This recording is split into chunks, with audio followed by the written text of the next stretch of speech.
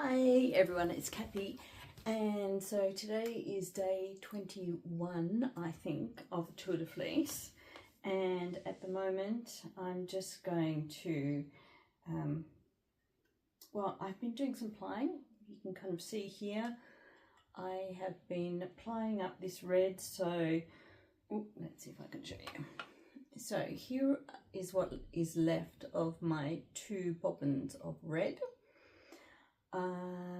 I think I was kind of hoping that I was going to have the same amount on both bobbins, but obviously not. You can see here I do still have, like I was showing you yesterday,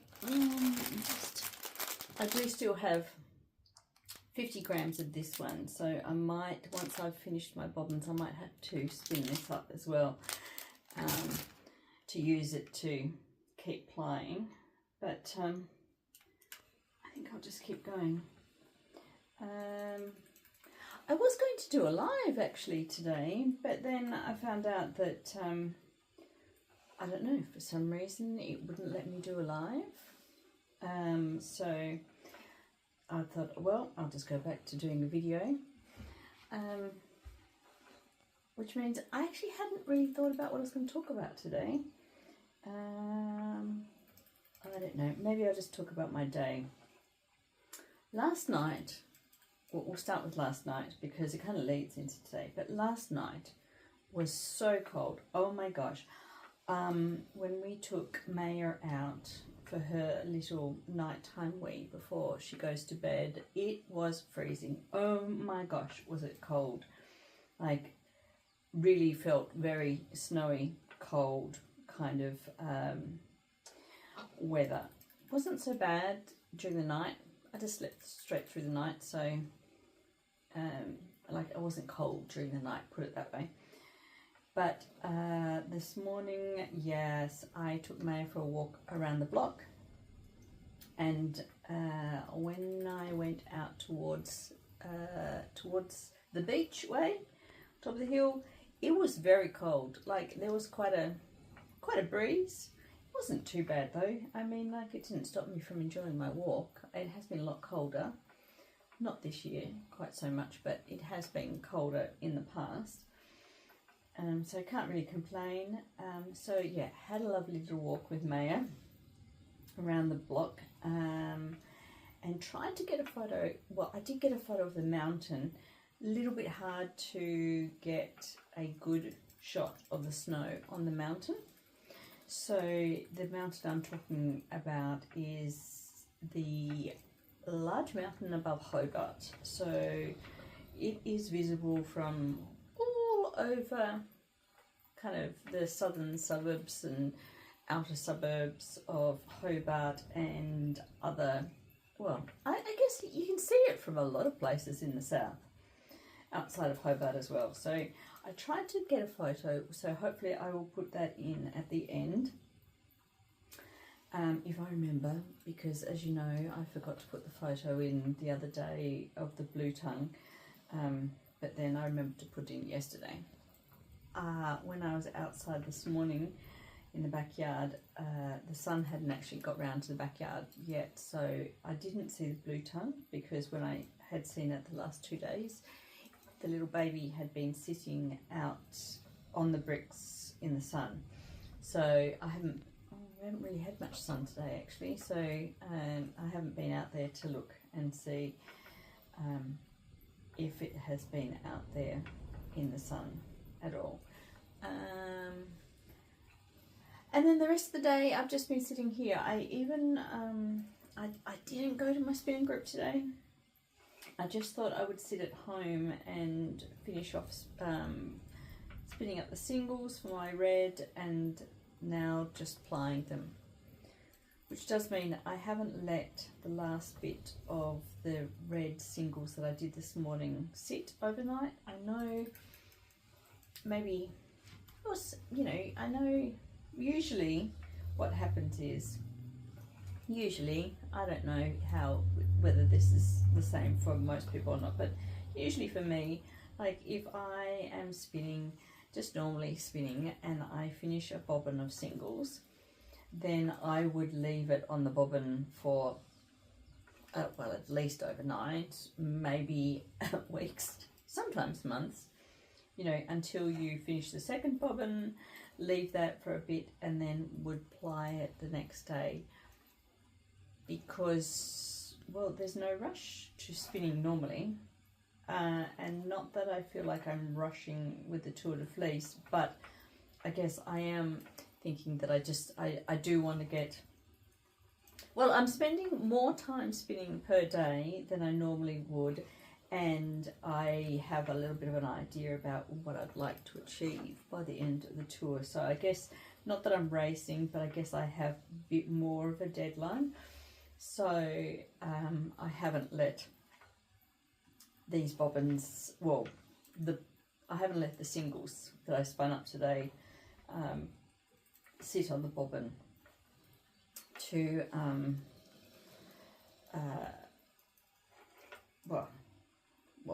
to sit. So I'd be really interested to know from other spinners who are watching, I mean, how long do you leave your bobbins for? Do you always leave your bobbins sit, let your single bobbins sit to settle? Do you notice a big difference whether between letting them sit and settle, or if you don't let them sit and settle? I mean, I understand the concept that you're supposed to leave them, that by leaving them sitting, leaving the singles on the bobbin to sit, they can kind of settle. But also, I also think that happens a lot when you wash your yarn. Like if once it's plied and you let it soak for say 20 minutes or something, that there's this strange phenomena, and I don't fully understand how this actually works, but apparently from what I have read is that when it sits in water, I guess it kind of or does it loosen? I don't know, but the twist can sometimes move or shift a little bit within your yarn, your plied yarn, kind of almost as if it kind of moves a little bit up and down the yarn, kind of almost, should I say, evening it out? I don't know, does it even it out? Does it just shift?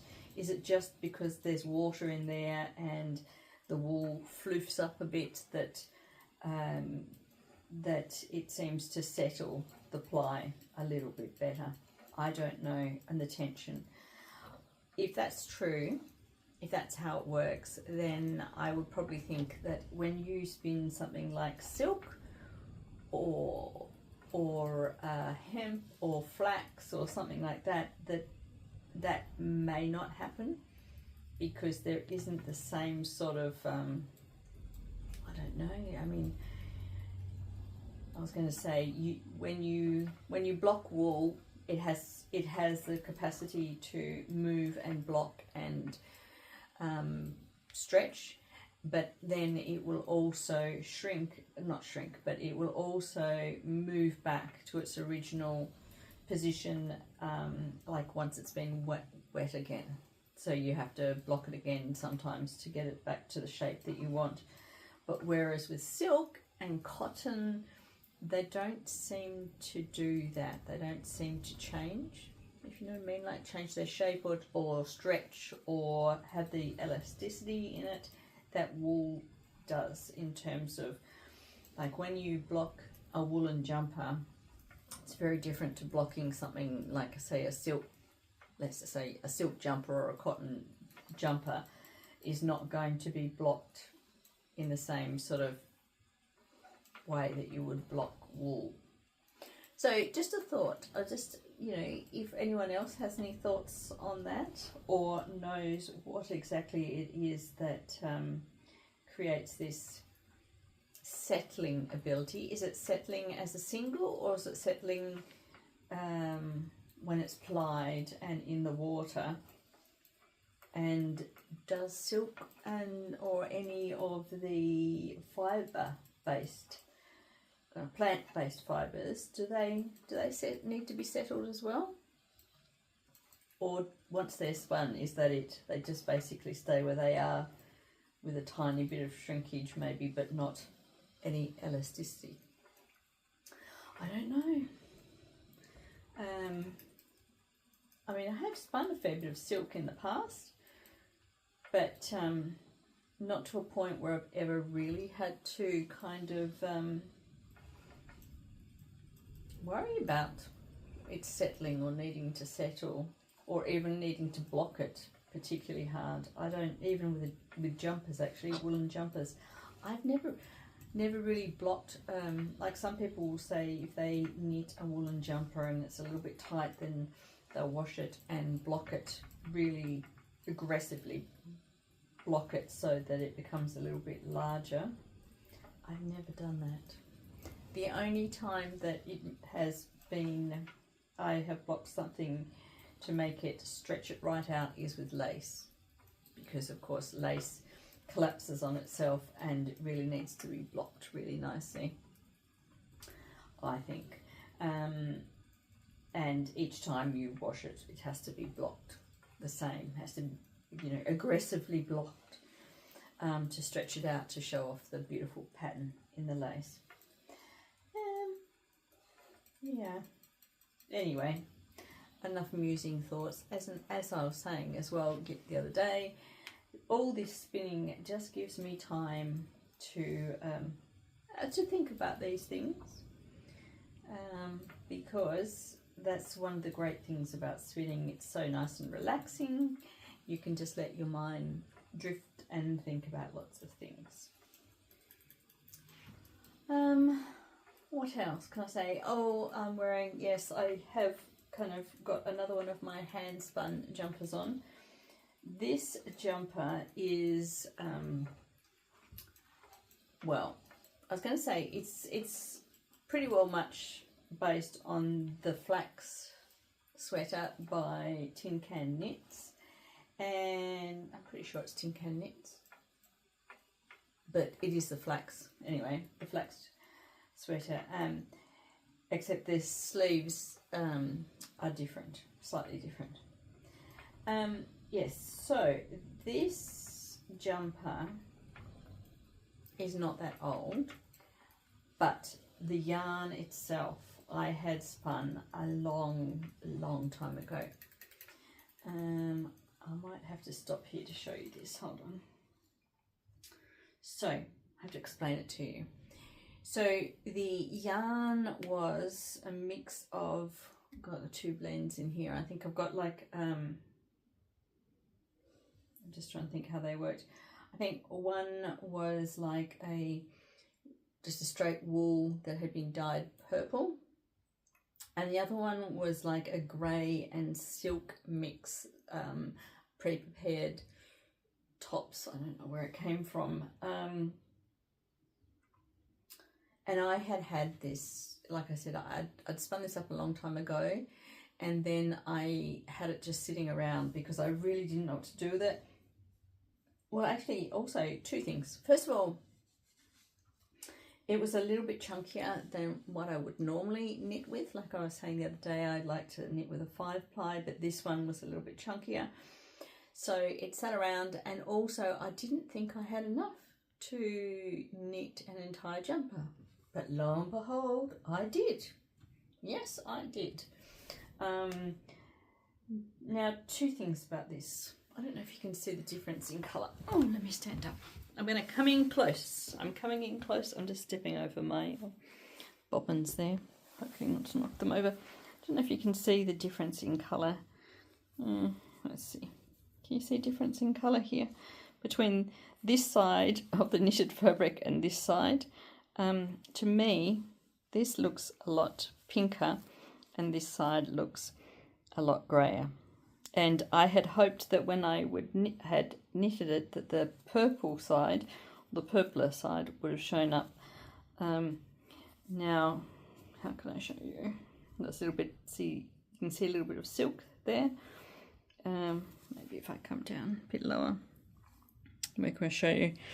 So I've got some just little pops of colour here with the silk, little bits here on the sleeves as well. I'm just trying to think how else to come. So this was a top down pattern, and of course my favourite, no seams on the side.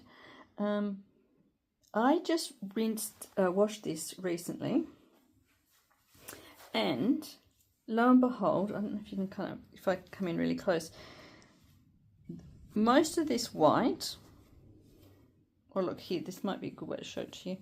Can you see this little section here? Where are we? This section here, it's quite purple, quite nice and purple. And that is what a lot of this white had looked like. When I washed this recently, a lot of that purple seemed to come out. And then I had to rinse this quite a number of times. So I felt like I had lost a lot of the purple colour that had been in it. I'm kind of thinking, oh, excuse me, I'm going to turn around and sit back down now. So I was thinking maybe that was the first time I had washed it, really washed it. Like, I think I had given it a light rinse once before, but I feel like the amount of purple that seems to have come out of this was interesting. I don't understand why the purple dye hadn't taken. It would have been a purple dye, purple landscape dye. So maybe, I don't know, maybe the purple had been part of an exhaust dye, as in like last bit of dye in a pot, and so there may have also been a bit too much lanolin maybe in the wool when I had dyed it. I don't know, but anyway, that is what it is. The other thing, oh, now I have to stop again, hold on. So yes, there was one more thing I was going to say about this. I don't know, it's kind of a bit hard. I don't know if you can see, there are a lot of little bobbly bits on this. I wish I had kept the tag. I can't, because I can't remember the silk mix. I feel like it has a lot of really short fibres in it. Like, this is pilling quite a lot more than anything else I have ever spun, considering the amount of wear or lack of wear. Like, I haven't worn it lots and lots, but it has had a lot of pills on it. As I do find that it's really short fibres. So the blend of the silk with whatever it was, were they mill ends or something? I don't know, because yeah, it's obviously very short. There's some very, very short fibres in amongst that, the grey mix. And like I said, I don't think I've written down anywhere what the fibre was, where I got the fibre from, which is disappointing, because especially when you buy wool and silk mix, they're not cheap. I mean, the fact that it's got added silk in it puts the price up a little bit. So of course you expect something to be well, of good quality when you're paying a bit more for it. So that was a little bit disappointing, but yes. Oh look, I am almost to the end here of my bobbin. I'm just wondering, I was about to stop the video, but then I thought, I'm so close to the end here of one bobbin, maybe I should just keep going, prattle on about something else until I get to the end. Oh yeah, so this morning when I was walking, I had a little walk around the garden this morning before the sun was shining much. And the sun wasn't shining much at all today, full stop, but there were quite a few toadstools. I wouldn't go as far as to say mushrooms, but toadstools in the garden. I did take a photo of one that had been the top had been knocked off it, and had a very interesting kind of I don't know, is it called the gills of the mushroom, the gills of the toadstool? But it's nice to see the toadstools coming up in the leaf litter. I like my garden beds, at least in the native area, I like to have quite a bit of leaf litter and kind of, you know, I was going to say twigs, but they're a bit bigger than twigs and they're not really massive branches, but, you know, something in between. Small branches and twigs and leaves on the ground to create a bit of a barrier for the ground and to create a good mulch for the ground, because I mean we are basically on sand where we are, and so it's nice to see the toadstools, the mushrooms, and there's also a little bit of licheny and white kind of fungus starting to grow on some of the twiggy branches, which is really good. I have now finished my bobbin. I still have a little bit in this one on the top, so I am going to have to start spinning up this. I'm going to have to go back to how I was before. So I'm going to have to move my e-spinner back out of the way, put my Major Craft here and spin up a bit more of this and see if and then I will have enough to ply off the rest of the red. But that is something that I don't need to show you that. We can talk about that later, but it does mean that I'm going to have to put everything together here, and I might almost be getting to a point as well when I might need to turn the heater back on in a minute. It's getting a little bit cool again, so I will leave that one there. Before I go, I will just show you, this is what I had drying yesterday. So this is what I'm hoping to put with put this plied red and this skein of the red and silk together to make a bit of a jumper. So kind of like that, kind of like the yoke, and the rest would be the body and hopefully the legs if I have enough. I don't know. But here we go. I'll just show you a nice close-up after it's been washed and dried. So there we go. That is the lovely silk. I really, really like this. This is really nice, and it is quite thin. So I don't know, maybe a 5 play, maybe a little bit less, but yeah, very nice. I've been very happy with that. Okay, I will say goodbye to you.